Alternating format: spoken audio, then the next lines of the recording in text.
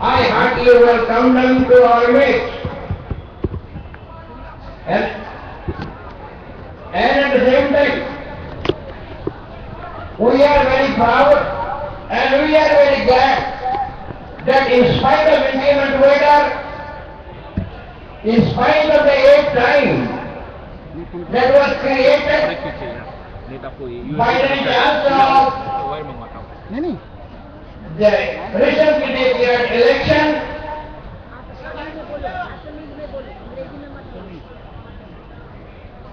so that किरण भाई जी कोई तो मौसमी थे उठाने कोई भी बोला गया जे आदि जे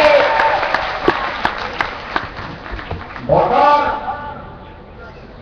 এই বতৰৰ অসুবিধা কোনে আছে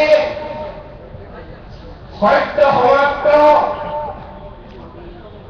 বিধানসভা নিৰ্বাচনৰ ফলাফল সৃষ্টি কৰা যি ভাগৰ এই ভাগৰ কোনে আছে আৰু অনিবাৰ্য কাৰণত আমি সভা আৰম্ভ কৰিবলৈ কিছু পলম হোৱা ধৈৰ্য সহকাৰে ইয়াত যিসকল সমবেত হৈছে তেখেতসকলক আমি এই আয়োজক সমিতিৰ পৰা আমাৰ আন্তৰিক ধন্যবাদ জ্ঞাপন কৰিছোঁ আৰু আমি আশা কৰিছোঁ যে ইণ্ডিয়া এগেইনষ্ট কৰাপশ্যন দুৰ্নীতিৰ বিৰুদ্ধে ভাৰতবৰ্ষ এই যে মহান সংগ্ৰাম আৰম্ভ হৈছে যাক দ্বিতীয় স্বাধীনতা আখ্যা দিয়া হৈছে বৰ্তমানৰ তথাকথিত বলকীকৰণৰ নামত সাম্ৰাজ্যবাদী অৰ্থনীতি আৰু বৃহৎ পুঁজিপতিৰ অৰ্থনীতিয়ে শাসক চক্ৰৰ মাজলৈ যি মূল্যবোধৰ ভ্ৰষ্টাচাৰ আনিছে যাৰ ফলত তেওঁলোকৰ যিটো মূল্যবোধ এই মূল্যবোধৰ পৰা দেশপ্ৰেম এই মূল্যবোধৰ পৰা গণতান্ত্ৰিক প্ৰমূল্য এই মূল্যবোধৰ পৰা মানৱীয়তাবোধ সেই সকলো লোক পাইছে য'ত ৰাজনীতি সমাজ সেৱাৰ সলনি ব্যক্তি সেৱালৈ অধপতিত হৈছে আমি ভাবোঁ এই সংগ্ৰামত আপোনালোকৰ সদায় আমাৰ লগত থাকিব এইখিনিকে কৈ মই এতিয়া অনুৰোধ কৰিম আমাৰ মাজত এই যে আন্দোলনৰ এগৰাকী মহান নেত্ৰী শ্ৰদ্ধেয়া কিৰণ বেদী এতিয়া তেখেতৰ ভাষণেৰে আমাৰ মূল বক্তৃতা আৰম্ভ কৰিম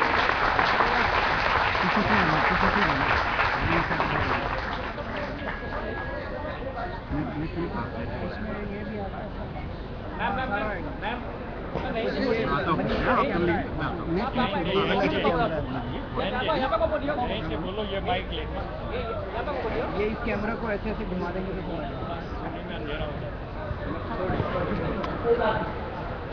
तो हमारा ऐसे में हमारे आदरणीय अन्ना हजारे जी हमारा पूरा अपना सेटअप हो गया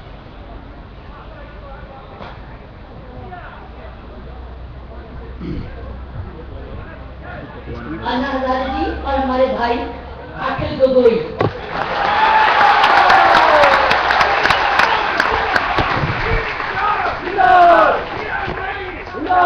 एक ही नाम वो है अन्ना हजारे और कोई नाम नहीं एक ही नाम अन्ना हजारे ये हमारे वर्तमान के महात्मा गांधी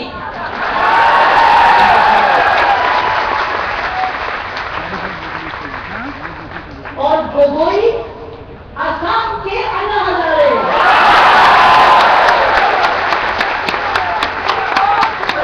ये असम के अन्ना हजारे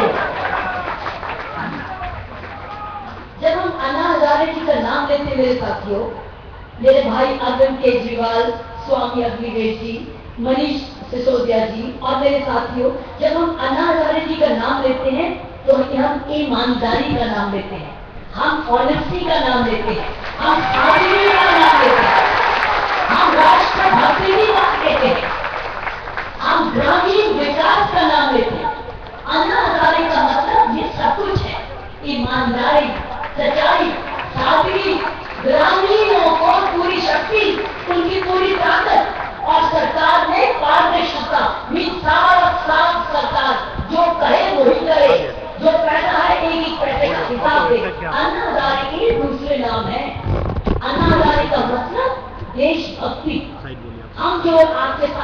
साथी इकट्ठे हुए हैं, ये देशभक्ति की बात है। हम आज किसी से कुछ लेने नहीं आए, ये नहीं कहने आए कि 1 महीने के बाद यहाँ इलेक्शन होगी, हमें वोट देना। हमें वोट नहीं चाहिए, हमें तो देशभक्ति चाहिए। तो साथियों, हम सब अन्ना हजारे हैं। अभी कई बोर्ड लगे हैं, लिखा है आई एम अन्ना हजारे। देखो, अपना अपना बोर्ड दिखाओ, आउटलाइन दिखाओ, ये सब दिखाओ, ये सब अब आई एम अन्ना हजारे। अगर इस देश का हर युवा, हर व्यक्ति, अगर हर व्यक्ति अन्ना बन जाए तो ये देश सबसे ज्यादा अमीर हो जाएगा। क्योंकि कहा गया है, क्या रिसर्च ये कहती है कि हर 100 रुपया जो सरकार खर्चती है, आम आदमी को केवल 16 रुपए मिलता है।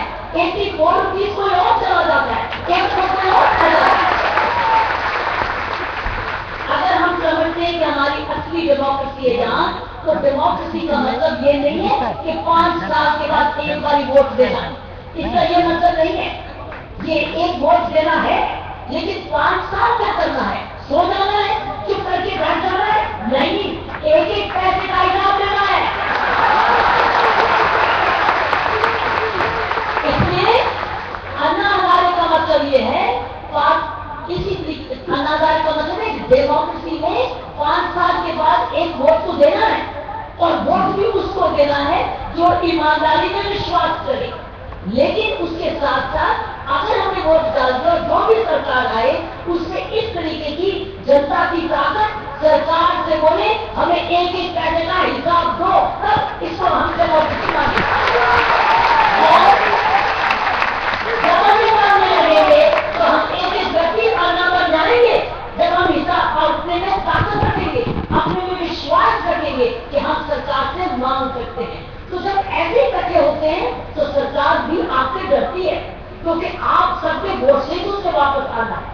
इसलिए हम अपनी पब्लिक स्ट्रेंथ से, पब्लिक की ताकत से हम सरकार को जबरदस्ती ईमानदारी का रास्ता दिखाएं, ये हमारा कर्तव्य है। तो साथियों, उसी वजह से ये जो आप भाई बहन देख रहे हो, अन्ना हजारे के नेतृत्व में हमने जन लोकपाल बिल का एक युद्ध शुरू किया, जो कि सरकार के पास अभी तक नहीं था।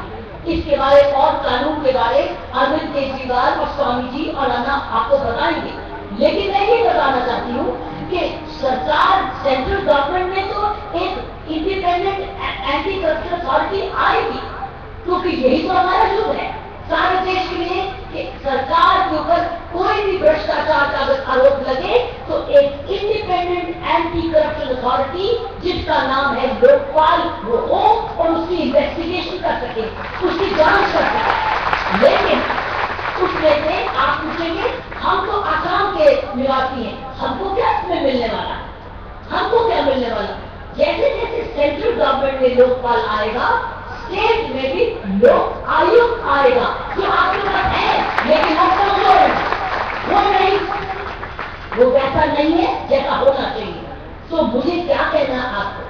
आज आपको कह के ये जाना है कि जैसे जैसे सेंट्रल गवर्नमेंट में लोकपाल आएगा, जिसकी ज्वाइंट कमेटी बैठी हुई है, उसी प्रकार आपने भी इसी प्रकार मिल के सरकार से वैसा ही लोक आयुक्त मांगना है जैसे सेंट्रल गवर्नमेंट में सैंक्शन होगा। वो कौन होगा? वो लोक आयुक्त आके एक पैसे का हिसाब रख सकता है। उसके पीछे पर अगर कोई भ्रष्टाचार का आरोप किसी मंत्री